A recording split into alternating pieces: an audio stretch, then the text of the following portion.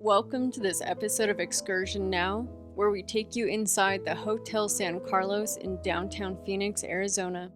This 1927 hotel is rumored to be one of the most haunted establishments in the city of Phoenix. The land that Hotel San Carlos sits on was once a Native American worshiping ground.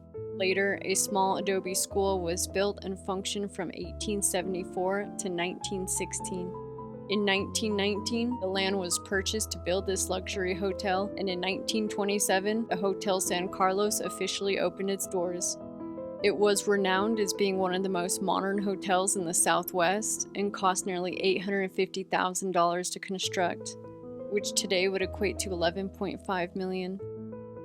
It was the first air-conditioned hotel in Phoenix, and it was the first high-rise hotel to feature a hand-operated elevator in Arizona. On the roof of this 7-story building is a penthouse suite where one of the original owners, Charles Harris, had resided there with his family until his widow sold the hotel in 1967. It was designed by architecture G. Whitcross Ritchie in Italian Renaissance style, notably seen in its carved crown molding, vertical ribbed terracotta tiles, and neoclassical column ornamentations.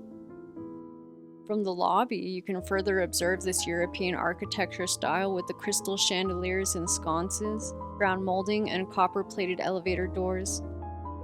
In the hallways and rooms, you still get that touch of vintage, and throughout the building an antique smell. In 1988, it became a member of the Historic Hotels of America.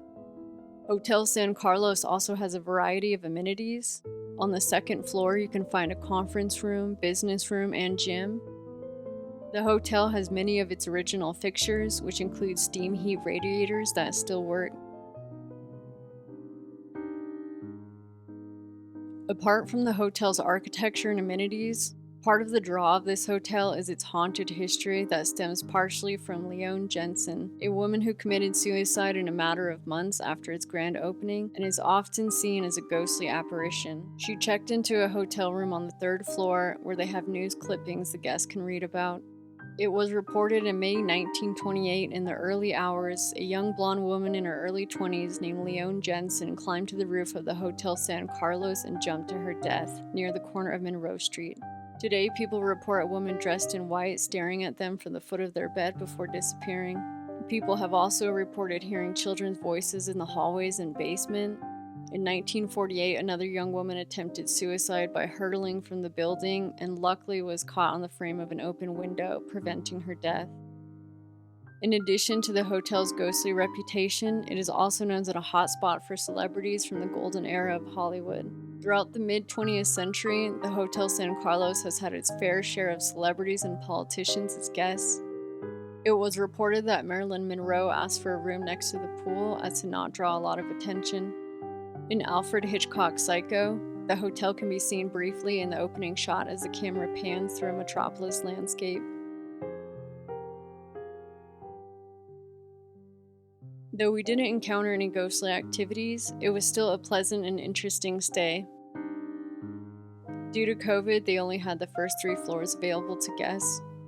We would highly recommend architecture and history enthusiasts as well as ghost hunters alike, to this hotel in the heart of downtown Phoenix.